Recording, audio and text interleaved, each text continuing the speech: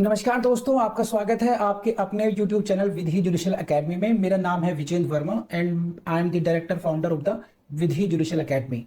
We provide coaching for the judicial services exams, and through this video we are trying to reach out to you to provide you full professional exam oriented coaching for the judicial services, and that is free of cost.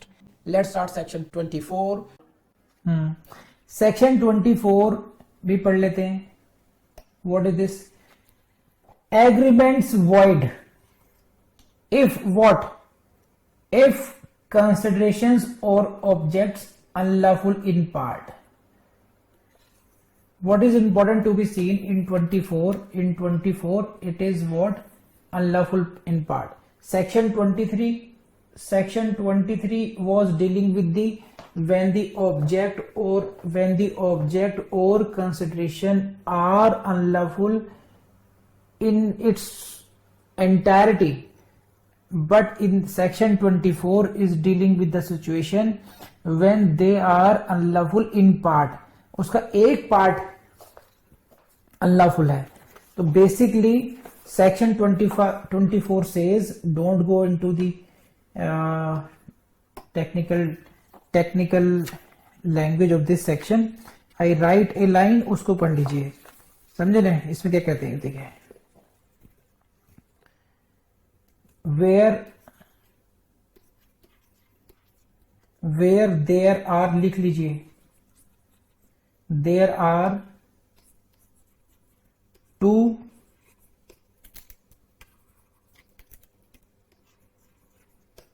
sets of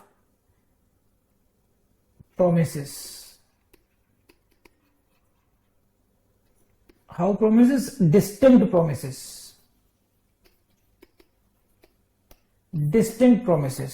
Two sets of distinct promises.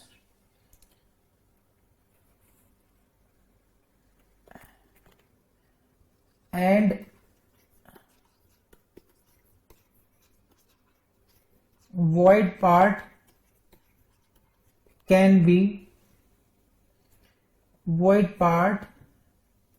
of contract can be separated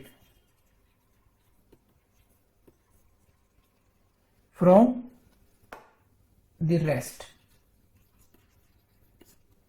तो जो void part है, जिस part को void है, उसको अगर वो जो उस अन्य पार्ट से उसको अलग किया जा सकता है, then rest part it is not invalid. अगर वो severance है, मतलब severable है, तो इसी को कहते हैं कि क्वेश्चन बनता है which section incorporates doctrine of severability.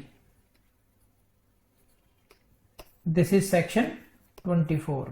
मैं समझाता हूं इसमें, पहले ऐसे समझ लीजिए आसान भाषा में, फिर हम लोग सेक्शन 24 ये कहता है कि अगर पार्ट ऑफ कंसिडरेशन और भी अगर अनलॉफुल है तो एग्रीमेंट वॉइड होगा, है ना।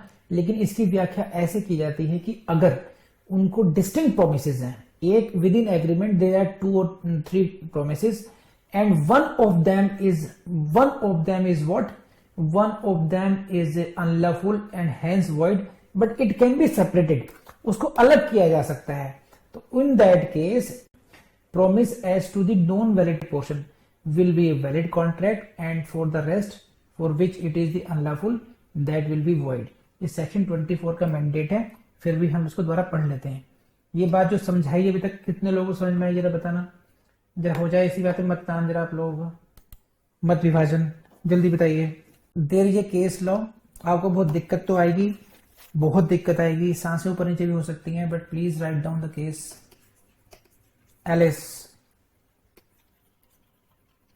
एलिस मैरी हिल वर्सेस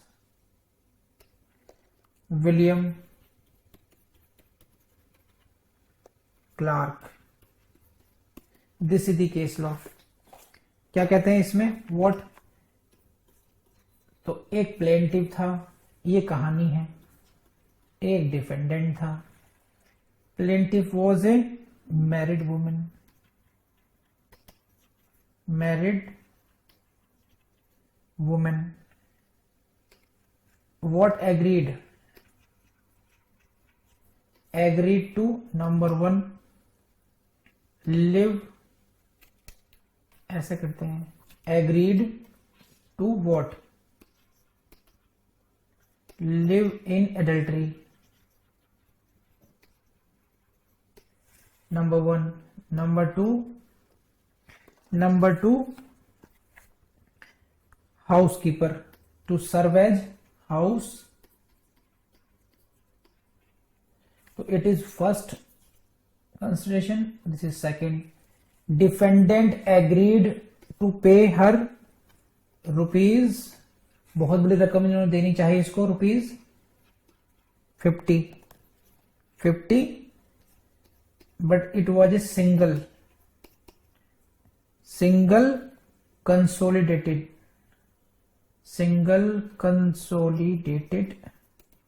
मतलब for both, दोनों के लिए.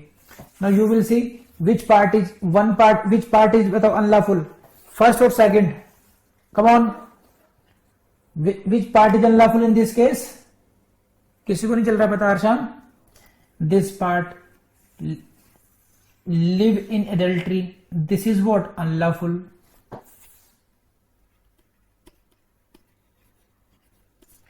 Fine.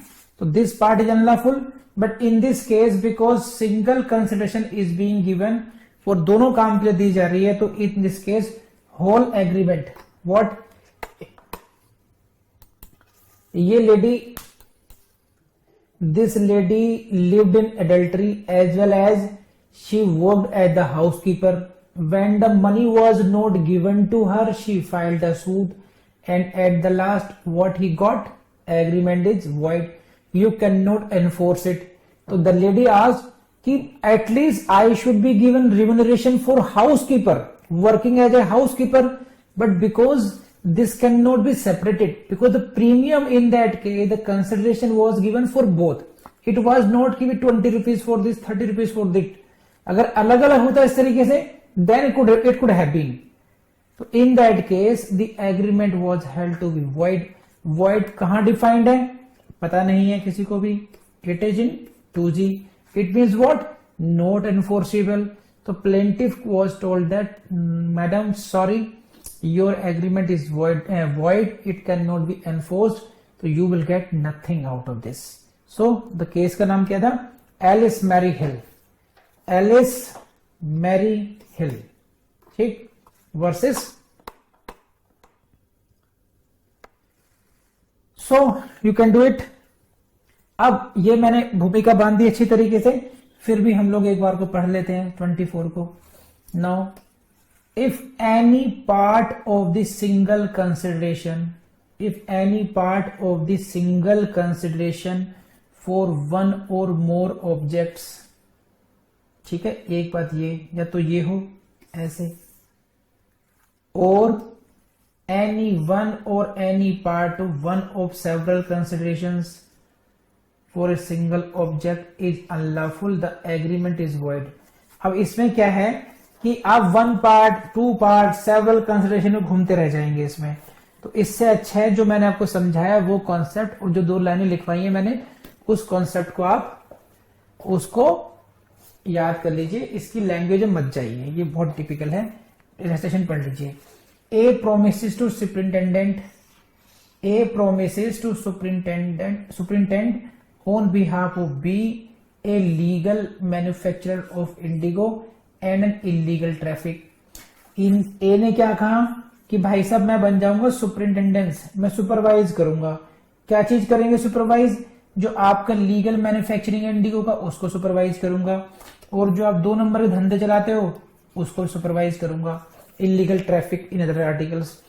तो I will supervise both. ठीक है, superintend. Then उन्होंने कहा अच्छा आप ऐसे करोगे, बहुत बढ़िया. तो B promise to A, तो हम भी आपको कुछ देंगे. I will pay you ₹10,000 a year. पूरे वर्ष भर मेरा काम करो, दोनों काम करो, मेरे लीगल लीगल काम भी देखो, इलीगल काम भी देखो। The agreement is void. The agreement is void. आप you will be given the illustration and you will be asked what is the nature of this agreement. This is void. The object of A's promise and the consideration for B's promise being in part unlawful. So this is section 24. So please now I invite your questions. Did you get it or not? आया समझ में नहीं आया? Fine. So now I come to section 25. This is the value of this section. Very very important section and बहुत technical है, बहुत ही ज्यादा बेइंतहा technical है ये। हाँ जी, ये कौन सा सेक्शन है साहब? This is section 25. what is this? Agreement without consideration is void.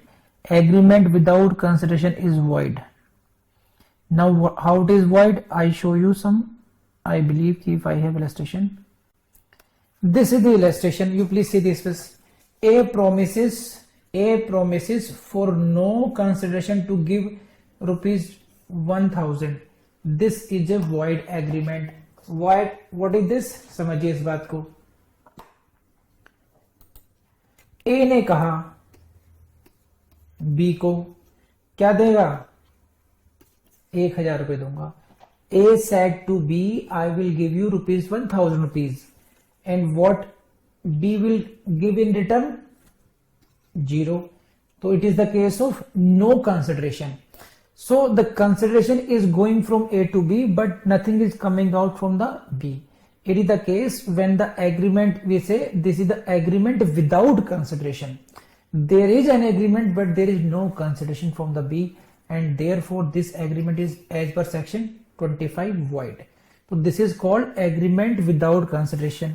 Again देख लीजिए, यू सी दिस, नहीं अगले तो बाद में आएंगे, पहले तो ये मेन लाइन है। तो आई बिलीव कि आपको समझ में आएगा। वीडियो देख लिया, आपको पसंद आया होगा, आई नो इट। लेकिन बस एक बात ध्यान रखना, सबसे ज्यादा फेलियर्स क्यों होते हैं? जो सेल्फ डाउट करते हैं। तो आपको सेल्फ डाउट नहीं करना है, बस आपको हमेशा अपने से कहना है कि आप जज बनेंगे, 100% बनेंगे। बस आपको लगातार पढ़ना है। तो बस without wasting time, go to the next video and start learning. Thank you.